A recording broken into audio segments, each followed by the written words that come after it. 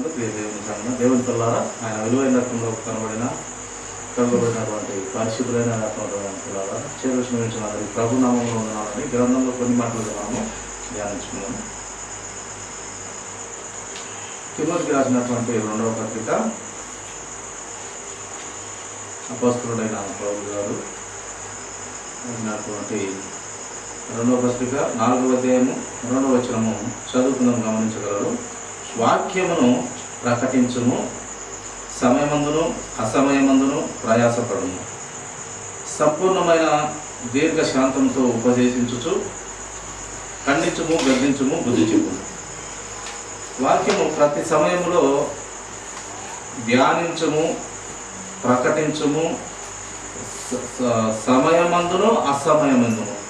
ప్రతి సమయంలో వాక్యముతో మీరు ప్రకటించండి, మాట్లాడండి, సత్యంలో ఉండండి.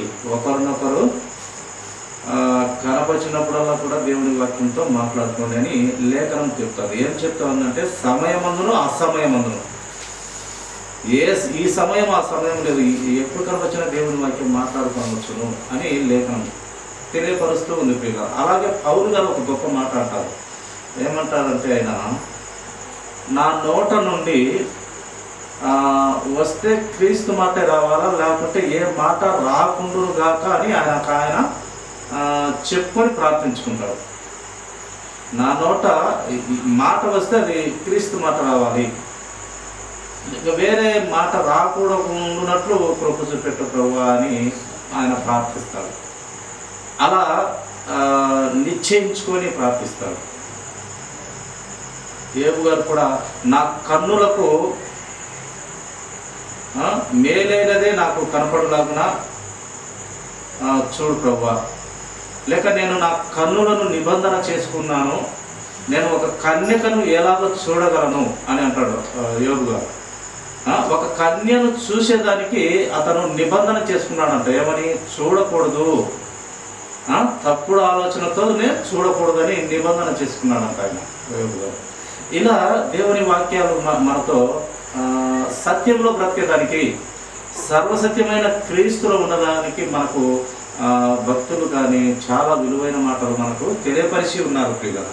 అందుకే ఈ సమయం ఆ సమయం అని కాదు, నీకు ఎప్పుడు కుదిరితే అప్పుడు. పౌలు గారు అంటున్నారు కదా, నా నోట వస్తే ఆయన మాట రావాలి, ఆయన మాట మాట్లాడితేనే నాకు ధన్యత, నాకు మంచిది, నాకు ఆరోగ్యం అని చెప్తున్నారు. ఒక విశ్వాసికి, అలాగే ఒక క్రైస్తవునికి నిజంగా కరెక్ట్గా దేవుని వాక్యం మీద బాగా ధ్యానించి చదవగలిగితే నిజంగా చాలా ధైర్యం వస్తుంది పిల్లలు.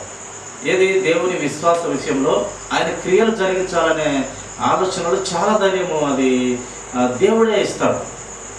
ఆ ధైర్యంగా మాట్లాడడానికి అటు ఆత్మ దేవుడు వారి మీదకి పంపిస్తాడు. హృదయం నిండిన దాన్ని బట్టి నోరు మాట్లాడుతుంది అన్నట్టుగా ఎంత వాక్యాన్ని నీ హృదయంలో కుక్కేసుకుంటామో. మనము ఇంట్లో మంచి భోజనం చేస్తే, బిర్యానీ చేస్తే కొంచెం ఎక్కువగానే తినేస్తాం, కడుపు నిండా తినేస్తాం.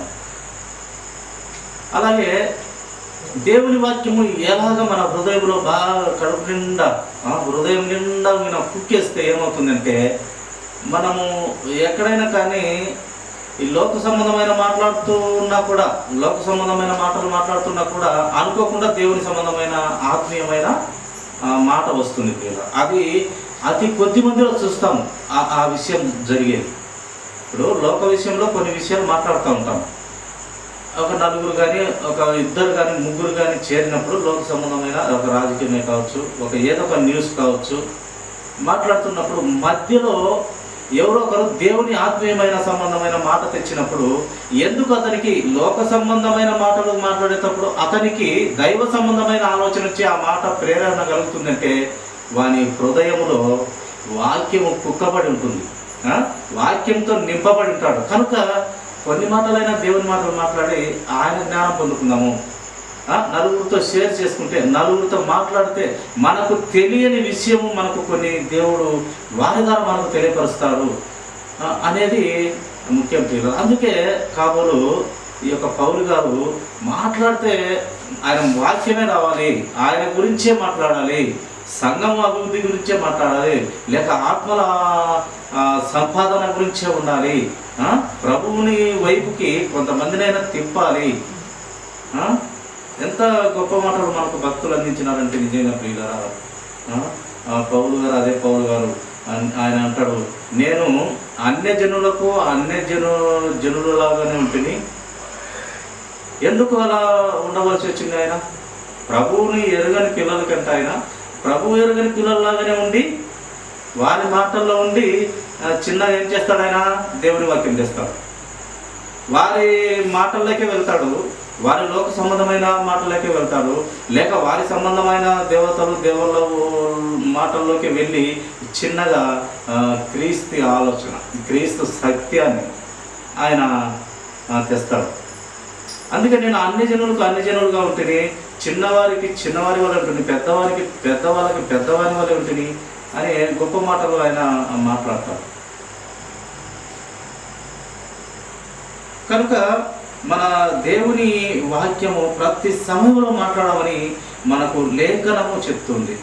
సమయమందును అసమయమందును ప్రయాసపడము, సంపూర్ణమైన దీర్ఘశాంతంతో ఉపదేశించుచు, వాక్యంతో ఖండించు, గద్దించు, బుద్ధి చెప్పు. ఇవన్నీ ఎవరికి అంటే ఆయన ఎరగని పిల్లలకు, లేక ఎరిగిన పిల్లలకు కూడా ఆయన ఇది క్రమం కాదు, ఇది పద్ధతి కాదు తెలియచెప్పడం ధర్మం అంట. ఒకడు చెడిపోతూ నీకు వాక్యము తెలిసి కూడా అతనికి చెప్పకుంటే నిజంగా పాపం అని గ్రంథం మనకు తెలియపరుస్తూ ఉన్నది. ఒకడు వాడి ఆత్మను నష్టం చేసుకుంటూ ఉంటే, పాతాళానికి వెళ్ళబోయే స్థితిలో ఉంటే అతనికి వాక్యం చెప్పి ప్రభు వైపుకు మళ్ళిస్తే దేవుడు చాలా సంతోషిస్తాడు అతను. లేదా వాని సావనిలే అని నువ్వు పట్టించుకోకుండా ఉన్నట్లయితే దేవుడు అలా కోపిస్తాడట వాళ్ళ మీద. నువ్వు చెప్పాలి కదా నా పిల్లలకు వాక్యము, నేను వచ్చింది వారి కోసమే కదా, నీ విషయంలో నాకు ఒక సంతోషమే, ఇంకా నాకు కావాల్సింది ఎవరు? అనారోగ్యులే నాకు కావాల్సింది. నువ్వు ఆరోగ్యంగా ఉన్నావు, ఆరోగ్యమైన హితబోధ విని నువ్వు సత్యంలో ఉన్నావు, ఆరోగ్యంగా ఉన్నావు, నీకు ఇంకా నా అవసరత లేదు నాయన. నీవు నా అంతటి వానివి. ఇక నేనే ఏ పవిత్రతతో నేను దేవుని వాక్యమైన దేవుని మాటలు చెప్పినానో నీవు నా మాటలే చెప్తున్నావు. ఇంకా నీవు పవిత్రుడు, నీతిమంతుడు, నీకు ఇంకా నేను అవసరం లేదు, నీవే నేనే చెప్తూ ఉన్నావు అందరికీ. కానీ నేను వారికి అవసరం. ఎవరికి?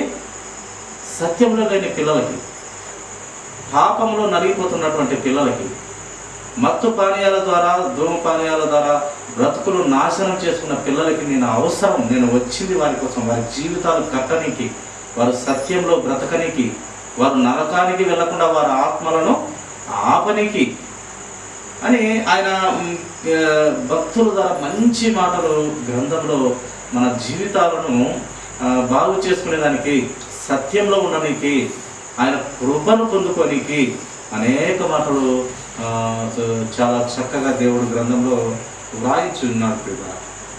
సో ఎందుకనగా జనులు హితబోధను సహింపక దురద చెవులు గలవారై తమ స్వకీయ దురాశలకు అనుకూలమైన బోధనను తమ కొరకు పోగు చేసుకో. దురద చెవులు కలిగి సత్యమైన బోధ వినకుండా ఇంకా ఆడవారిలో అయితే జయసుధ కానీ, ఇంకా నగ్మ కానీ పూర్తిగా సినిమాలు వదిలేసి సత్యమైన గ్రంథాన్ని పెట్టుకొని బ్రతుకులు మార్చుకొని దిద్దుకొని ప్రభువులో ఎదుకొని దేవుని వాక్యము ఎంతోమంది కాపాడాలి, ఆత్మల భారం కలిగి నిజంగా దేవుని సేవ చేస్తున్నారు. సినిమాలు చూడవద్దు అనరా నాయన అని చెప్తున్నారు వాళ్ళు కొన్ని మెసేజ్లు సోషల్ మీడియాలో పెడుతుంటే నిజంగా చూడండి. సినిమాలో మంచి ఆదాయం, రంగురంగుల లోకం అయినప్పటికీ వాళ్ళు విడిచిపెట్టేసి గ్రంథాన్ని చేత పట్టుకున్నారంటే ఆ గ్రంథంలో ఉన్న శక్తి వాళ్ళు కనుక్కున్నారు. ఆ గ్రంథంలోని బలము, ఆ గ్రంథంలో దేవుని బలము గుర్తించిన వారై ఆ దేవుని బలాన్ని బయలుపరుస్తూ ఉన్నారు, ప్రజలకు తెలియపరుస్తూ ఉన్నారు. కనుక సత్యములకు చెవిని యొక్క కల్పనా కథల వైపు తిరుగు కాలం ఆల్రెడీ జరుగుతూనే ఉంది. సినిమాలు, సీరియళ్లలోనే ఇవన్నీ సత్యం కాదు, నిజం కాదు. ఆ డబ్బులు తీసుకొని వారు నటన చేసి సంపాదించుకుంటుంటారు. అది నిజమని, ఆమె ఏలాగ చీర కట్టిందో, లేక ఆమె ఏలాగో ఐబ్రోలు చేసిందో, లేక ఇంకా ఏలాగో లిప్టిక్ వేసిందో, ఏలాగో స్టైల్గా నడుస్తుందో, ఏం వాకింగ్ అది? Cat walking. ఇవన్నీ చూసి మన జీవితాలను నాశనం చేసుకుంటున్నాం. అందం ఎన్ని రోజులు ఉంటుంది? గడ్డి పువ్వుతో పోల్చినాడు దేవుడు మన బ్రతుకంతా కూడా. గడ్డి పువ్వుతో, లేక నీటి మీద బుడగతో, లేక ఆవిరితో, లేక నీడతో, ఇంత దానికి మన జీవితాలను ఈ లోకమే ఇంకా సర్వస్వం ఇదే అని భ్రమలో ఉన్నాం ప్రియుల. ఆ భ్రమను మనము తప్పించుకునే పిల్లలంగా మనము ఉండాలి ప్రియుల. చూడండి ఒక మాట, కొరింథీయులకు రాసినటువంటి పత్రిక దేవుని ఆలోచన చూస్తాము. కొరింథీ రాసినటువంటి పత్రిక అపోస్తలుడైన పౌలు గారు, 1 కొరింథీ 15వ అధ్యాయము 19వ వచనము మాట చూస్తాం. చూడండి, ఈ జీవిత కాలము మట్టుకే మనము క్రీస్తు నందు నిరీక్షించువారమైన ఎడల మన మనుష్యులందరికంటే దౌర్బల్యమై ఉండును. ఈ జీవితం మట్టుకే, ఈ జీవితము దేవుడు ఈ ఆత్మను, ఈ శరీరాన్ని, ఈ ప్రాణాన్ని ఇచ్చినాడు కదా మనకి. ఈ శరీరంలో మనలో 3గా ఉన్నాయి. ప్రాణం ఉంది, ఆత్మ ఉంది, దేహం ఉంది. ఈ 3 కలిసిగా ఒకటిగా బ్రతుకుతున్నాం మనం. ఈ జీవితం ఇచ్చిన దేవుడు ఇచ్చిన ఈ జీవితానికి మనము ఈ చనిపోయేంత వరకే జీవితం అనుకుంటే అది పొరపాటు అని బైబిల్ గ్రంథం మనకు తెలియపరుస్తుంది ప్రియులారా. ఈ వాక్యానికి అర్థము ఇదే.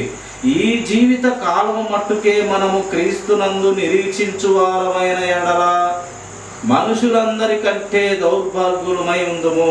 ఈ కొంచెం జీవితమే జీవితం అంతా అని అనుకుంటే పొరపాటుగా నాయన.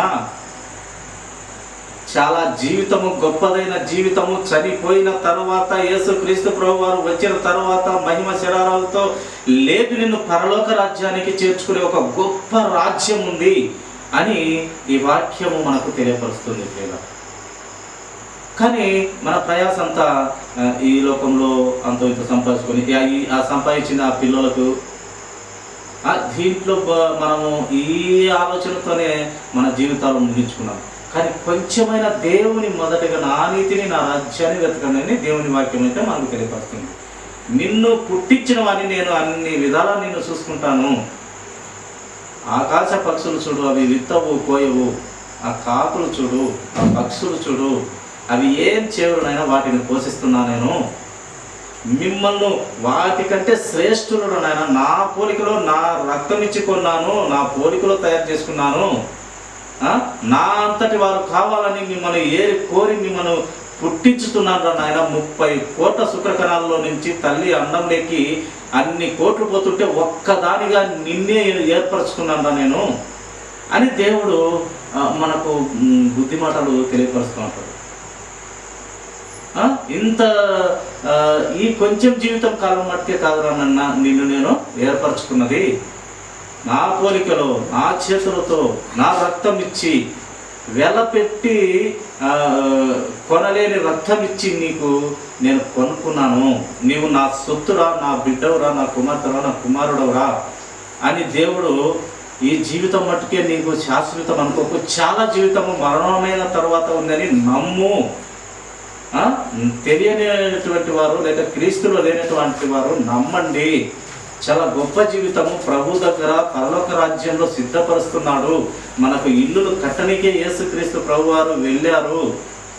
అప్పటి వరకు మనకు తోడు ఎవరున్నారయ్యా అంటే పరిశుద్ధాత్మ దేవుడును మనలోనే పెట్టినాడు. ఎలాగ మనలో పెట్టినాడని మనకు ఎలా తెలుస్తుంది అంటే, ఎప్పుడైతే నువ్వు మారు మనసు పాప క్షమాపణ నిమిత్తము బాప్తిజం తీసుకుంటావో ఆ క్షణంలోని పరిశుద్ధాత్మ దేవుడు నీ హృదయంలోకి వచ్చి నిన్ను అనేక తొట్టిల్లు జీవితం లేకుండా నిన్ను కాపాడుకుంటూ దిద్దుకుంటూ లేవనెత్తుకుంటూ ఉంటాడు. నేను వెళ్ళిన తర్వాత మీకు మంచిది. యేసుక్రీస్తు ప్రభువారు ఆయన చనిపోయి తిరిగి లేచిన తర్వాత నేను వెళితే మీకు మంచిదిరా నాయన, నేను వెళితే నీకు పరిశుద్ధాత్మ దేవుని నీకు పంపిస్తాను, నీ జీవితంలో శాశ్వతంగా ఉండేదానికి నీ హృదయంలోనికే పంపిస్తానని ఆయన చెప్పినాడు. ఆయన కొత్త వాక్యం ఏం చెప్పాడు, లేక కొత్త మాటలు ఏం చెప్పాడు, నా విషయాలే, నేను మాట్లాడిన మాటల్లోనే మీకు ఇంకా బలపరుస్తాడు, ఆదరిస్తాడు, కరుణిస్తాడు, కృప చూపిస్తాడు, నిన్ను మంచి వ్యక్తిగా తీర్చిదిద్దుతాడు అని దేవుడు. ఈ జీవితం మటుకైతే ఎట్టి పరిస్థితుల్లో ఈ జీవితమే అని అనుకోవద్దండి అని ఈ వాక్యం మనకు గొప్పదైన వాక్యం కీలాలి. ఈ జీవితం మటుకు జీవితం కాదు, చాలా జీవితం ఉంది. ఇచ్చిన ఆత్మకు పరలోకమా లేక నరకమా అనే ఆ రెండెళ్ళకి కంపల్సరీగా నేను ఇచ్చిన ఆత్మకు వెళ్ళాల్సిందే, ఆ రెండు దారుల్లో ఏదో ఒక దారికి వెళ్ళాల్సిందే అని దేవుడు చెప్తున్నాడు. మరణమైన తర్వాత చాలా పెద్ద జీవితం ఉందని చెప్తూ ఉన్నాడు. అది నమ్మిన వారు ధన్యులు, నమ్మిన వారు ఆయన మహిమ చూస్తారు. నమ్మనటువంటి వారు ఏమవుతుంది, దేవుని ఉగ్రతలోకి వెళ్తారు. నమ్మకుంటే దేవుని ఉగ్రత, నమ్మితే ఆయన రక్షణలో ఆయన దగ్గర ఉంటాం ప్రియులారా. ఇది నమ్మాలి ప్రతి పిల్లలు కూడా.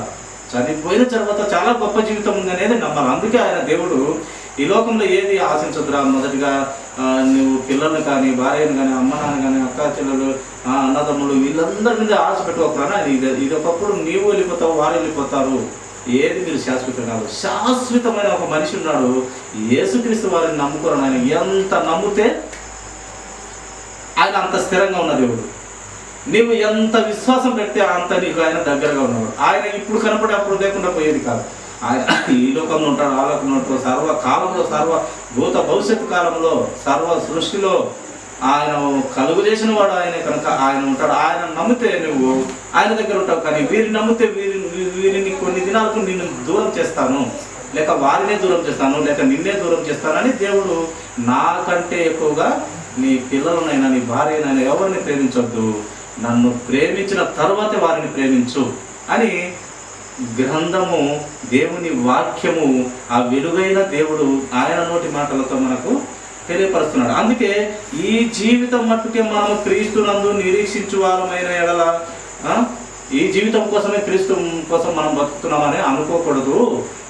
ఈ జీవితం అనుభవించు, చనిపోయిన తర్వాత యేసుక్రీస్తు ప్రభువారు రెండవ రాకడగా వస్తాడు. వచ్చిన నిన్ను అప్పుడు మొదటిగా లేపేదే మృతులను. ఆ మృతులను లేపనట్లయితే అసలు యేసుక్రీస్తు ప్రభువారే లేచేవారు కాదు అని అపొస్తలుడైన పౌలు గారు చెప్పినాడు. అసలు పునరుత్థానము మనుషులకు లేదు అంటే అసలు క్రీస్తే లేపబడడు. ఇది ఉంది కనుక ఆయన ప్రథమ ఫలంగా లేచినాడు.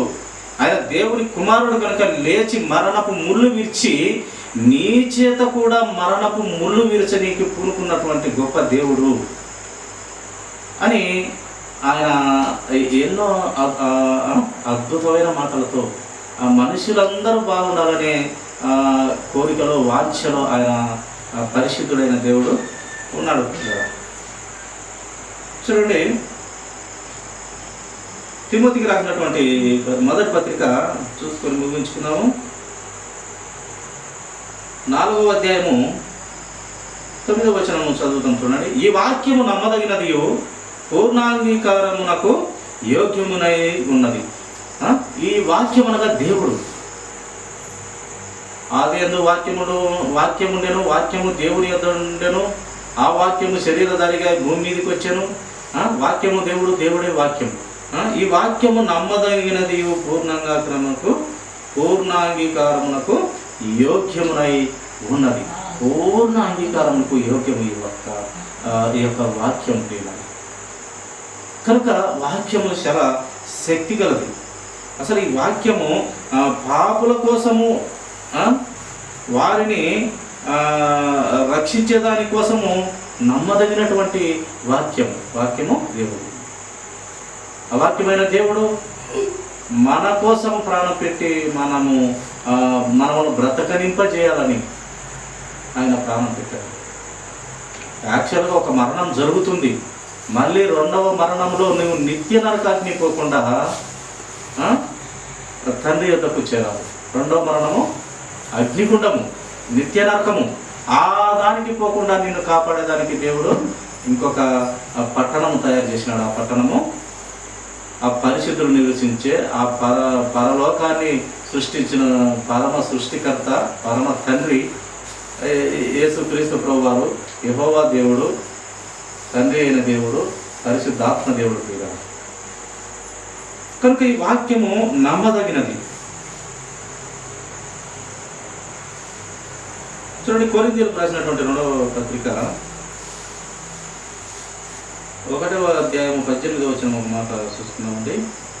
దేవుడు నమ్మదగిన వాడు కనుక మేము మీకు చెప్పిన వాక్యము అవునని చెప్పి కాదన్నట్టు ఉండలేదు. ఇక్కడ అపొస్తలుడైన పౌలు గారు చెప్తున్నాడండి. ఏం చెప్తున్నాడంటే, దేవుడు నమ్మదగిన వాడు కనుక మేము చెప్పిన వాక్యము అవునని చెప్పి మళ్ళీ మా బ్రతుకు ఎలా ఉందంటే కాదనన్నట్టు లేదు. దేవుని వాక్యం అవునని చెప్తున్నాము, మా బ్రతుకులో చూపించి మేము మీకు ఇది సత్యము, ఇది మార్గము, ఇది జీవం అని చెప్తున్నాము. మేము అవునని చెప్పి మేము మా బ్రతుకులు కాదన్నట్టు లేదు. మేము దేవుణ్ణి అంగీకరించి మా బ్రతుకులు చెరుచుకొని మా బ్రతుకులు పాపానికి అప్పచెప్పుకోలేదు. ఆయన సత్యంలోనే బ్రతుకుతున్నాము, అవునని చెప్పిన దాంట్లోనే బ్రతుకుతున్నాము. క్రీస్తు యేసు ప్రభువారు ఆయనే మార్గం, సత్యం, జీవం అని చెప్పిన మేము ఆ మార్గం కోసమే బ్రతుకుతున్నాము, ఆ సత్యంలోనే బ్రతుకుతున్నాము, ఆ జీవము కోసం ఎదురు చూసి బ్రతుకుతున్నామని అపొస్తలుడైన పౌలు గారు ఇక్కడ తెలియపరుస్తూ ఉన్నారు. ఆ సత్యంలోనే బ్రతుకుతున్నాం, కానీ సత్యమని చెప్పి మేము మళ్ళీ దొంగచాటుగా విచ్చలవిడి జీవితాన్ని మేము అనుభవించట్లేదు. ఆ సత్యంలోనే ఇరుకులు, ఇబ్బందులు, బాధలు పడి, శ్రమలైన పడి సత్యంలోనే బ్రతుకుతున్నామని సంఘంలోని పిల్లలకు తెలియపరుస్తున్నారు.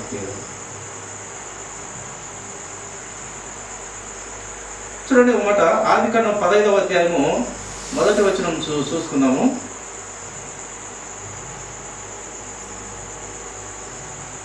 ఇవి జరిగిన తర్వాత యెహోవా వాక్యము అబ్రహామునకు దర్శనమందు వచ్చి, అబ్రహామా భయపడకుము, నేను నీకు కేడము, నీకు బహుమానము అత్యధికమగునని చెప్పాను.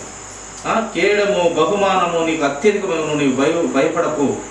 మొదటిగా ఏం చెప్తున్నాడు? యెహోవా వాక్యము అబ్రహామునకు దర్శనమందు వచ్చి, అబ్రహామా అంటున్నాడు. యెహోవా వాక్యం వచ్చిందంట ఆయన దగ్గరికి, అబ్రహాము దగ్గరికి దేవుడు వచ్చినాడని వ్రాయవల్ల. దేవుడన్న వాక్యమే, వాక్యమైన దేవుడు వాక్యమే, వాక్యము దేవుడే, దేవుడు వాక్యమే. కానీ ఇక్కడ వ్రాయబడితే ఏమొచ్చినదంటే చూడండి, యెహోవా వాక్యం అంట, ఆయన మాట, వాక్యము అబ్రహామునకు దర్శనమందు వచ్చి, అబ్రహామా నీ జీవితం అద్భుతంగా ఉంటుందిరా, నమ్ము నాయన బిడ్డ, నీ నుండే సర్వ సృష్టిని, నీ నుండి ఇశ్రాయేలును లేపుతాను, నీ నుండి అనేక మంది రాజులను లేపుతాను, నీ నుండి న్యాయాధిపతులను లేపుతాను, నీ నుండి మంచి పరిశుద్ధులను లేపుతాను, నమ్ము నా మాట. నీకు వృద్ధాప్యంలో పిల్లలను ఇస్తాను, ఆ పిల్లలను ఆకాశంలో నక్షత్రముల కంటే, భూమి కింద ఇసుక రేణువుల కంటే ఎక్కువ అభివృద్ధి చేస్తాను, నీకు వీలైతే లెక్క పెట్టు, నమ్ము నా మాట అని వాక్యము దర్శనముగా ఆయన ముందు నిలిచింది. వాక్యము, మాట వచ్చింది, వాక్కు వచ్చింది, పరలోకం నుండి వచ్చింది, వాక్యం వచ్చింది ముందు ఆయన దగ్గరికి. ఆ వాక్యం వచ్చి చెప్పిన దానిని అబ్రహాము నమ్మినాడు. అందుకే ఆయన గొప్పవాడు. నమ్మినాడు, నమ్మి ఆ చెప్పినది చెప్పినట్టు చేసుకుంటూ వస్తే అతనికి నీతిగా ఎంచబడింది. దేవుడు చెప్తున్న ప్రతి మాట అతను చేస్తూ ఆ క్రియలను జరిగిస్తూ వస్తుంటే, చెప్పిందంతా దేవుడు కరెక్టే, ఇది నీతి, ఇది ధర్మము, ఇది న్యాయము, ఇది సత్యమని అతనికి కనిపించింది. అలాగే చేసినాడు. అతను ఫాలో అవుతున్న లేక అతను నడుచుకుంటున్న విధానం అంతా కూడా అతనికి నీతిగా ఎంచబడిన కనుక అతడు విశ్వాసంలో ఉన్నాడు, విశ్వాసులకు తండ్రి అయినాడు. ఏందయ్యా విశ్వాసం అంటే, నిన్ను ఫలింపజేస్తాను, భూమినంతా నిండింపజేస్తాను, నీలో నుండి రాజులను తెప్పిస్తాను, నీలో నుండి న్యాయాధిపతులను తెప్పిస్తాను, నీలో నుండి అనేక మంది నీలో నుండి క్రీస్తునే పుట్టిస్తానని దేవుడు చెప్పినాడు. ఆయన వంశపు వారమే క్రీస్తు కూడా, ఆయన సంతానమే క్రీస్తు. ఆయన పిల్లలమే మనమందరం కూడా.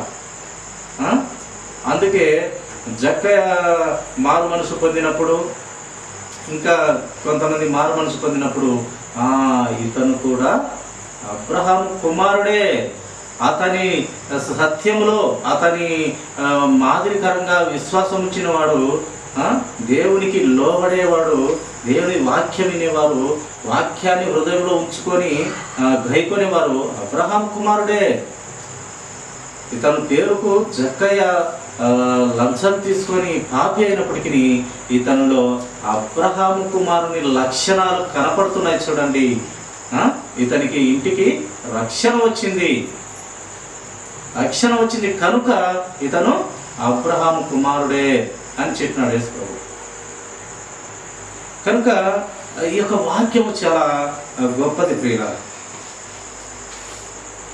4వ వచనము కూడా ఆయన అదే అధ్యాయంలో 4వ వచనంలో చూడండి ఏమంటాడు, యెహోవా వాక్యము అతని యొద్దకు వచ్చి, ఇతడు నీకు వారసుడు కాడు, నీ గర్భవాసమున పుట్టబోచున్నవాడు నీకు వారసుడు అని చెప్పాను. ఇస్మాయేలు ఇస్సాకైన వాడే, నీ శారా నుండి పుట్టిన వాడే నీకు వారసుడు. ఇస్మాయేలు ఆగరు కుమారుడు, అతను నీ వారసుడు కాదు. ఈతని నుండి నిన్ను ఫలవంతముగా నిన్ను చేస్తాను, నిన్ను ఈ భూలోకం అంతా నిందిస్తాను, అతనిని కూడా నేను అభివృద్ధి చేస్తాను. ఆగరు కుమారుడు అయినటువంటి ఇస్మాయిల్ని కూడా నేను వారిని ఆశీర్వదిస్తాను అని చెప్పినాడు. ఎవరిని వదలదు దేవుడు. కానీ శారా నుంచి, ఇస్సాకు నుంచి వచ్చినదే నీ సంతానము.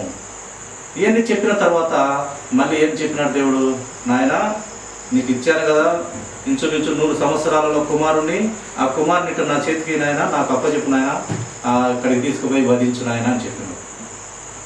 దృష్టి పెట్టినాడు దేవుడు.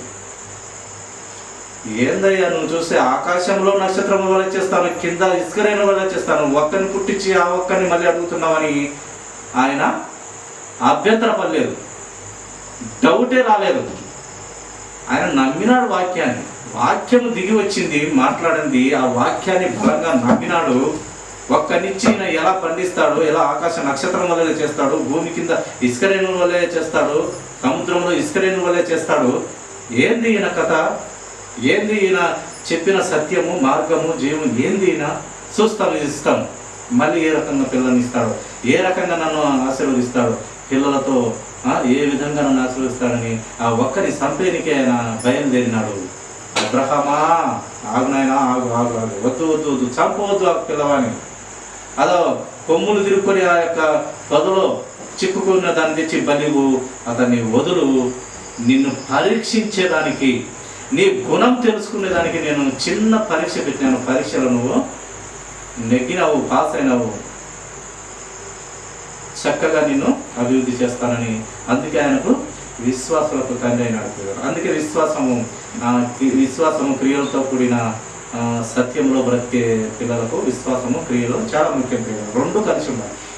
క్రియలు లేకుండా విశ్వాసం ఉన్నా, విశ్వాసం నుండి క్రియలు లేకుండా, క్రియలు నుండి విశ్వాసం లేకుండా మృతమైపోతుంది. రెండు కలిసిన జీవితాన్ని, రెండు కలిస్తేనే క్రీస్తు విశ్వాసంలో క్రీస్తు బిడ్డలంగా మనం ఎదుగుతాం. ఈ దేవుడు ఈ కొద్ది మాటలను దీవించుగాక. తల చిన్న ప్రార్థన అండి.